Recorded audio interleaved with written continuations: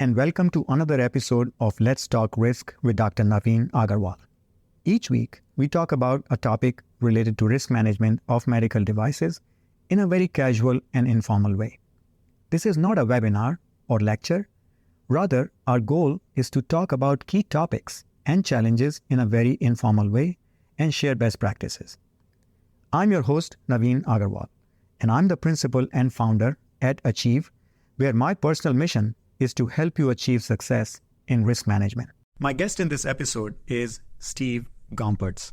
Steve is a seasoned industry professional with many years of experience in IT, software development, and quality and regulatory space in the medical device industry.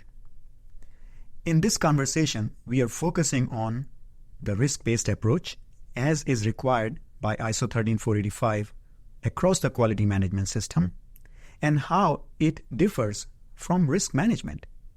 There's a lot of confusion between a risk-based approach and risk management. So Steve is sharing his experience and insights to help us understand this difference and apply some best practices. We had this conversation as part of our weekly live LinkedIn audio events in front of a live audience. You're about to hear a recording of our conversation. So sit back, relax, and enjoy the show. Well, hello everyone, and welcome once again to our weekly Let's Talk Risk conversation. My name is Naveen Agarwal. I'm so excited to see all of you. Guys, I'm so fired up today to have this conversation with my guest, Steve Gompertz. He is really a seasoned quality regulatory professional with over 30 years of direct experience in a variety of roles, focusing on IT and the SAMD area at some big names, at leading medical device companies. So he has done it all, and now he's in the consulting business. So I hope we can gain from his broad perspective today. And the topic we're going to talk about is the risk-based approach. What it is. What is it? We talk about risk-based approach a lot, but what is it? How is it different from risk management? Are they the same thing, something different? So we're going to talk about all that. And I want to remind you to please keep your questions, comments, thoughts alive. Participate. During our conversation, you can share how you are feeling using the emoji buttons at the bottom. There's a react button at the bottom here on your screen. Tell us how you are feeling today and be a part of this conversation. With that, Steve, I'm so excited to welcome you. Thank you for joining me. Yeah, thanks for having me. I'm not sure. Did you just imply that I'm old in my introduction? Well, I would say that you are seasoned. Which I like that. Yeah, which means that you have seen a lot and you have learned a lot. And I'm hoping that we can learn from you. But Steve, it is such an honor for me to have you as part of this conversation today. And I want to thank you once again for taking the time to join me. Yeah, as we've talked about before, separately, this is a favorite topic of mine. So I really appreciate the opportunity to discuss it. And, looking at the people that are logged in, definitely some recognizable names and some people I haven't met before. So I'm excited to get some more of the message out there about this topic. Wonderful. So let's get right into it. Risk-based approach. We hear a lot about this. So what is it? What does that mean to apply a risk-based approach to something? Yeah, well, it's the broader part of risk, and it's actually the simpler in my mind piece, but it's a piece that is usually missing. I end up doing a lot of audits or organizational assessments, and I just find that it's just too often confused with risk management itself. If you're a good student, of the standard, whatever standard it is, but I'm going to, more out of the medical device side. So 1345, it talks pretty early in there, in the requirements for your quality system that, you have to apply a risk-based approach. And then, the word risk appears 20 more times, right, throughout the standard. Mm-hmm. But if you search on risk management, that term only appears 6 times mm-hmm. in the document. The other 14 times, what they're referring to is this risk-based approach. Risk management is the formal side of it, right? And so part of the risk-based approach is just the mindset, the thinking about risk, and then deciding, so what should we do relative to the risks within this part of the process? The answer to which might be, oh, this is something that requires more formal risk management. And then you go to risk management and you look at 14971 and you figure out, what tools am I going to use, whether it's FMEAs or FTAs or whatever, tools you built for capturing hazardous situations and things like that. But that's where all the formal stuff is. But the rest of it, the intent is the standard just wants you to consider risk in various processes. And so you see a lot of words in the standard to remind you of this, where they say, hey, this decision should be proportionate to the risk. That phrase shows up a number of times. And that's kind of your hint that they're not asking you to do formal risk management. They're asking you to just consider the risk. And then, capture that in some way. And that I think that becomes the reason why, well, one, I think the subtlety gets missed.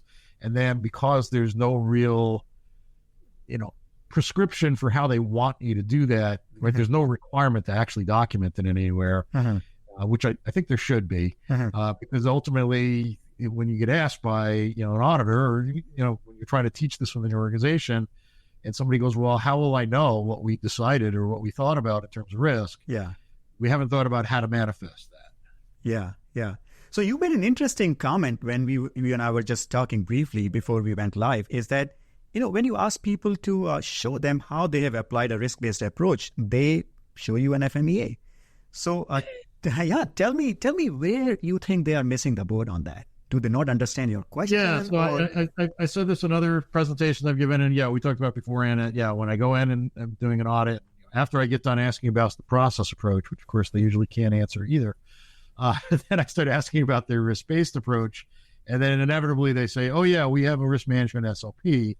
And then I always got to go, well, that's fine. When we get to doing product realization where it actually uses the words risk management, then I'll look at that SOP. But I want to know how you're doing a risk-based approach throughout your entire QMS.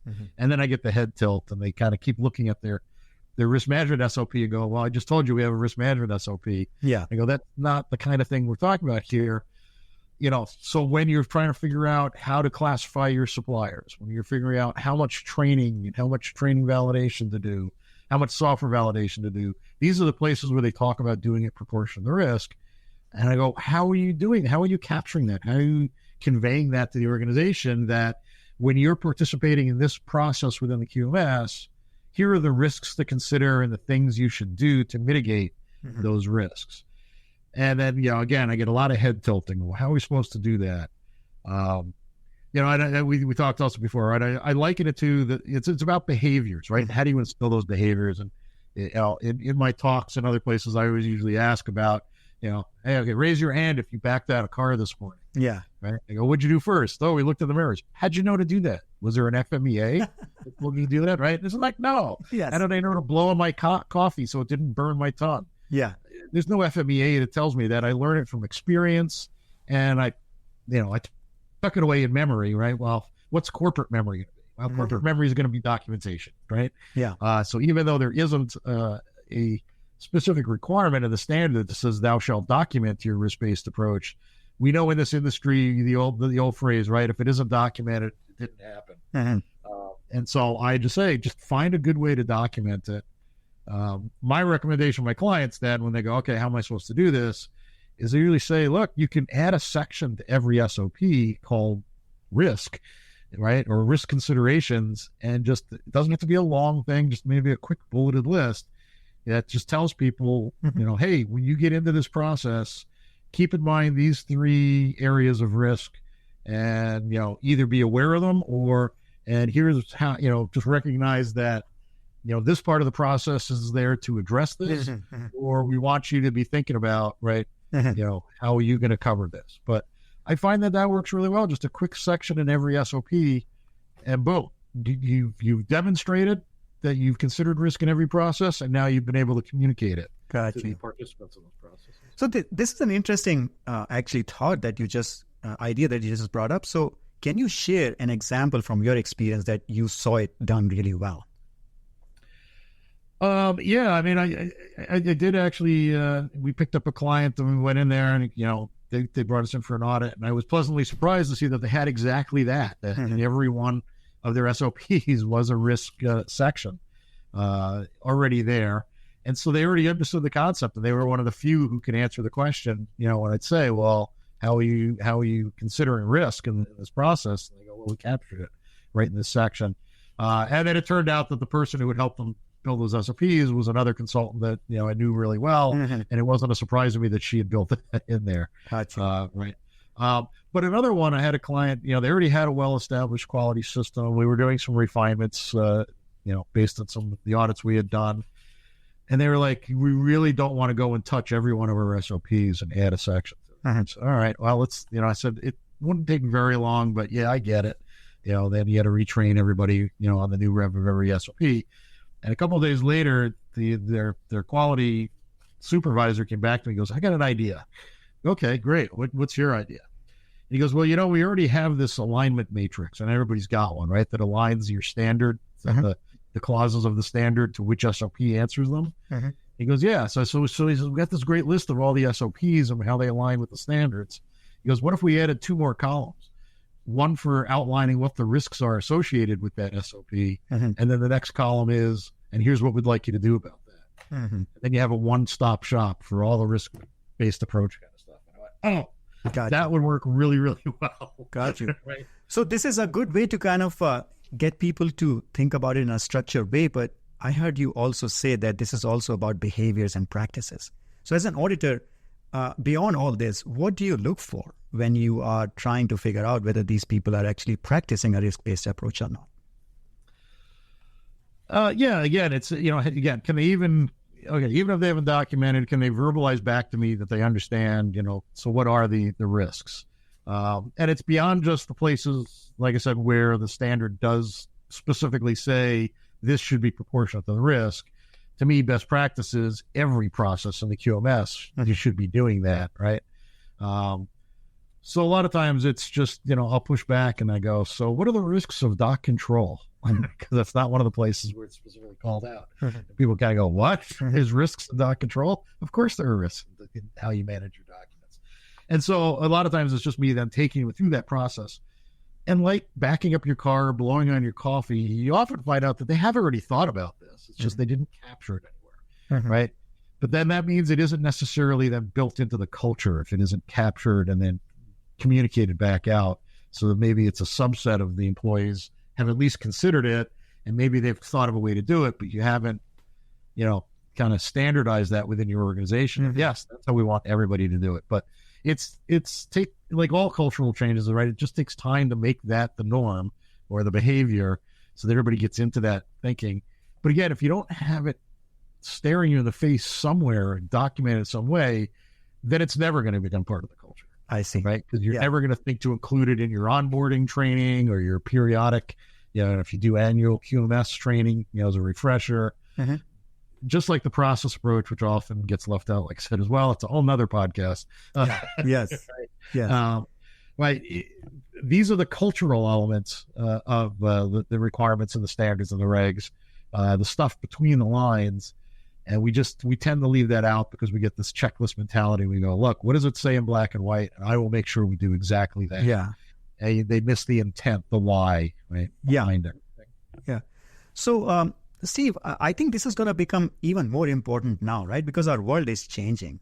We have so much technology. We have software. We have artificial intelligence, machine learning. And what I'm hearing you say is that if it becomes part of our ingrained culture and habits and behaviors, we are more likely to actually do the right things without being told, hey, this is exactly what... We are not robots, right? We are not robots. We have to kind of think on our feet and we have to take the right action. So I wanted to ask you, before I open for more conversation on this, how would you advise people to really strike that right balance, and what can they do to make this as part of their sort of operating mechanism, operating culture? Like I said, you've got to make it, more than an internal dialogue. You've got to actually sit people down, and, you should be periodically, right? Even if your process hasn't changed, right? There's always that, again, between the lines of this is really, you should be doing a periodic review, maybe every 2 years of a procedure. Maybe that's a good time when you do that to actually not just send it out to the owner of the SOP and go, anything changed? But go, hey, let's have a quick meeting and talk about this process. are there opportunities for refinement? Are we sure that it still meets all the requirements? And let's talk about things like how it fits into the process approach and how it fits into the risk. Have we ever really talked about the risks, as a group here? And again, you just make that part of the normal part of the upkeep of your quality system. And then that becomes habit and just becomes part of the mindset, which is, again, the intent. I love that idea. I love that idea about involving people at the time of reviewing or revising a procedure to actually ask the question, hey, what is working, what is not working, and how can we apply this? I love that idea of having a conversation. So, Steve, on this point, though, I'm very curious to hear your perspective. Like, you, of course, have a very deep understanding of this based on your experience, but how about other auditors and investigators in general? I think that auditors have a huge influence on the way we do business in our industry, especially in the QA/RA space. How do you feel the other auditors and their thinking about risk-based approach? Are they equally clear, or how are they approaching it? Yeah, I'm often very critical of our own profession. It's why I got involved with teaching when St. Cloud State University said, "Oh, we're going to actually create a formal degree program around quality, regulatory, and clinical." And I went, "Oh, I'm in," because too many, and I don't want to insult anybody. Too many quality professionals are actually quality hobbyists, right? And then, and at some point we're all guilty of that before you suddenly realize, wow, this is an actual profession. And that means I should become a student of this and actually learn the science of it and everything else. So I if I'm called in as an auditor and I look at a previous audit report or the previous audit reports over time, too often, I just see it. These kind of questions don't come up. We can get into, I don't like to do this when I'm auditing. I don't like a checklist approach. I don't like to use a checklist at all when I do audits. And I know that sometimes that's a little bit heretical, but to me, it's just follow the process and follow the stuff that's between the lines. Because otherwise, if you just go checklist and go, well, the reg says this, show me how you're doing it. The reg says it, and then a lot of times we miss some of this more nuanced stuff, like a process approach and a risk-based approach. Or, unfortunately, I think there are lots of auditors out there who have not put much thought to what those actually mean because they're so ingrained in the checklist and the black and the white of things. Yeah, awesome. That's how they see their job. Awesome. Thank you, Steve, for sharing your thoughts. And guys, here's our opportunity to engage in a conversation. So I invite you to virtually raise your hand. And Ed, you are already requesting to speak, so I'll bring you on. And guys, we don't have to wait for our turn. Just raise your hand. I can bring quite a few people on this stage, and we'll go one by one. So it's very important for us to engage and have a conversation. And those of you who may be a little bit shy or reserved and don't want to speak up, you're welcome to send me a note through direct messaging on LinkedIn with your question or comment, and without your name, I will bring that up. The more we hear from you, the better it is for all of us. So with that, Ed, you are first. So please unmute your mic and share what you have in mind. Okay, Naveen, can you hear me? Yes, we can hear you, Ed. Okay, great. Hi, Steve. How you doing? I'm great.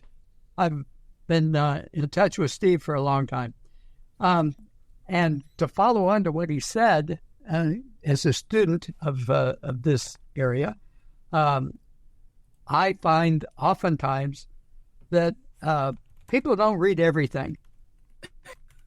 And just as an example, ISO 13485, okay?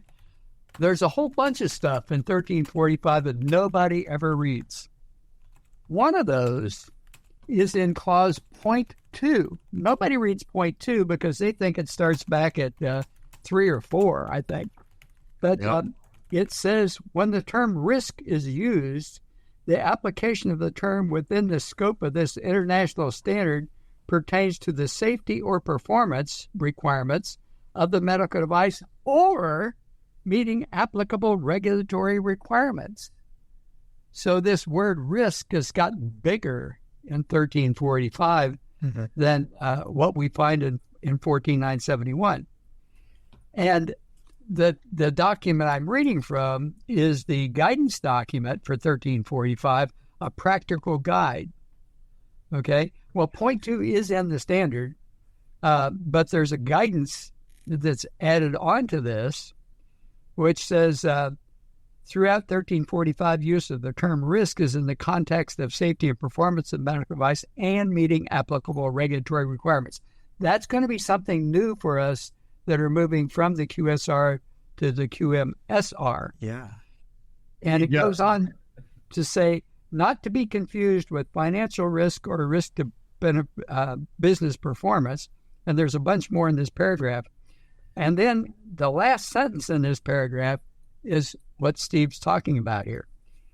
The risk-based approach should apply to all processes required for your QMS. Yeah. So it's right there in the guidance document. People need to get this and read it. It is kind of long. It's a couple hundred pages, but there's a ton of information. And as we move to the QMSR, as we're talking here, we need to educate ourselves and become more quality professionals, as Steve was talking about, rather than the hobbyists that many of us are. Yeah, I'm often really surprised how few organizations buy the guidance documents. Oh, it's not. You're lucky if they buy the standard, and then they never think to buy the guidance document. There's so much good information there, but that helps you read between the lines. What a great point, Ed. We have to read it and understand it. And what I will say is, hey, if we don't understand it, let's just ask. Let's just talk to each other. And that's one of the reasons why we do these conversations, that, hey, get in touch with other people. I read it, but I need to understand it. What does that mean? We are building a community that you can reach out to. So thank you for sharing. Let me add a shameless commercial message here. You also should get the guidance for 14971. Yes. And apply that standard, you need 24971. Yes. And as we move into the world of AI and machine learning, you now need to get a hold of Amy's 34971, which is in the process of being converted into an ISO. I think it's going to be a technical specification on machine learning. Yeah. So there's a whole bunch of stuff out there. Got you. Thank you, Ed. Thank you. No, I appreciate your comments and this information you have shared. Rafael, you are next. Thank you for your patience. Please unmute your mic and share what you have in mind. Hi, Naveen. Hello, Steve. Can everybody hear me okay? And am I speaking too quickly? You're good. You're good. Go ahead. Thank you. Okay, so, Steve, it came up on a prior contract that patient safety risk and cyber risk, they felt should be treated differently. What are your thoughts on a risk-based approach for both of the above, and how might they differ or how might they not differ? Yeah, I am seeing this as well, and I've got it happening with one of my clients right now. Because there is such a heavy focus, particularly from FDA, on cybersecurity, that everybody is afraid that if they just include it with the rest of risk, then when they do their submissions, FDA won't stand out, and FDA won't think that they put enough focus on cybersecurity. So I do see it being kind of split out as its own, risk management effort. But to me, it's just cybersecurity is another one of the potential hazards, right? That when you did your preliminary hazard analysis, should have identified that yes, this cybersecurity is applicable to our device, and therefore when we do the rest of our risk management activities, we need to consider cybersecurity issues. But I also get it that everybody wants their submissions to go through, so I see a lot of creating separate, either FMEAs or whatever tool they're going to use that are just focused on cybersecurity. My concern there is that I don't think that cybersecurity is a standalone item. It has interconnections to other parts of whatever you're assessing in terms of risk. And so that's always my fear, is that now you do it as a separate entity, separate artifact of the process, and it doesn't then connect you to other parts of your risk management activities. Mm-hmm. So again, you have to see that there's connective tissue across this realm of risks. And that's why oftentimes it's done, right? You do use-based risk, and then you do design-based risk, and then you do process-based risk, right? And they again, those three things don't stand alone. They should flow from one to the other. And that's what I always worry, that if you separate out cybersecurity, that you're gonna lose some of the connections. Got you. But it is still an evolving field, and what I would say, and I've heard this from Ed many, many times, there is so much guidance. Look at 24971. There's a huge annex there. Amy has produced some guidance documents on security and cybersecurity. The point here is, I think the knowledge and information exists. We just have to bring it in-house and absorb it and put it into practice. So with that, I'm going to move on and invite Claudia here. We do have a few more people waiting, so let's keep moving, guys. Claudia, please unmute your mic and share what you have in mind. Hi, Claudia. Can you hear me? Oh, looks like we have some technical difficulties. Vicky, you are next. Please go ahead and share what you have in mind. Hello, Vicky. Can you hear me? Okay. Looks like we are having a little bit of difficulty on this platform. I hope they join again. Or Vicky and Claudia, you could also send me your message, your question in a message or a comment here, and I will read that loud. So, guys, let's continue this conversation. Ed, I think you were about to say something on this topic. I did not wait for your answer, but please go ahead and share what you had in mind at that time. Well, you kind of covered it, Naveen. But, okay. It's Annex F. Annex 24971 talks about data and cybersecurity, and it's part of the 14971 overall risk management process. And you also mentioned the other guidances, Amy 57, TIR 57 is another one. So there's a lot of information out there. We just have to find it, and sometimes with all the piles of information, that's the problem. But Stephen, Ed, and Rafael, what I'm hearing a lot here is that we have to practice at two levels. We have to practice at the specific kind of item level, like cybersecurity, or maybe use errors, or maybe process, maybe design. But we also have to operate at a higher, more aggregated level, right? So as practitioners, that's the challenge. How do we become good at both? And Steve, I think I'm going to invite some thoughts from you if you have any suggestions for our practitioners to be able to bridge that gap. Again, right, this is kind of the softer side of quality and regulatory and those kind of things, and that you need to get out of that checklist mentality.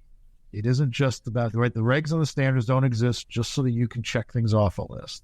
You have to think about, why does it say that? I was just teaching a 2-day seminar on quality management systems and kind of the stuff that's between the lines. And and part of what I do there is I teach the history of quality and the history of the standards and the history of the FDA to show, how did we get here? Because you need to have that context. We're all capable of just reading the black and white in the regs, and you can go and Google it. You don't have to create a checklist. Somebody will have created one for you. Mm-hmm. I just think they're horrible tools, because you become much too reliant on just check. How come quality doesn't magically happen? How come I didn't avoid risk? It's so thought process, which is the risk-based approach again. So you have to, in all things, open the communications, discuss these things, not just go, what's my deliverable? Got you, Steve. I think that is a premise. I think that's a premise of our conversational approach to these events. Now, Vicky has been able to send me her comment. There was some technical difficulty, but Vicky, you are asking about hazards, and you're wondering how, it's a question to Steve, how does he feel about the combining FMEA with hazard analysis in a risk management system? So, Steve, could you briefly comment on that? I know this is a hot topic. There's a lot of people who are not big fans of FMEA. There's a lot of discussion, and I understand it. That's sort of like the de facto tool that every organization has. But I like FMEAs. I think they're a good tool, but like a table saw, they're also a dangerous tool. If you put them in the hands of somebody who's not very knowledgeable.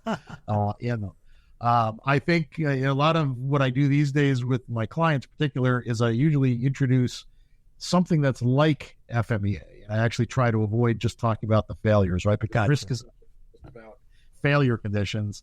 There are these things called inherent risks that you're supposed to capture, that even if the device works normally, right, it presents a risk. So combining that with hazard, I think that's the other area that I think is tough for people to grasp. But I think there's some opportunity for refinement in the guidance document 2024-971. There's a good discussion about what is meant by preliminary hazard analysis, and the standard tells you should do that.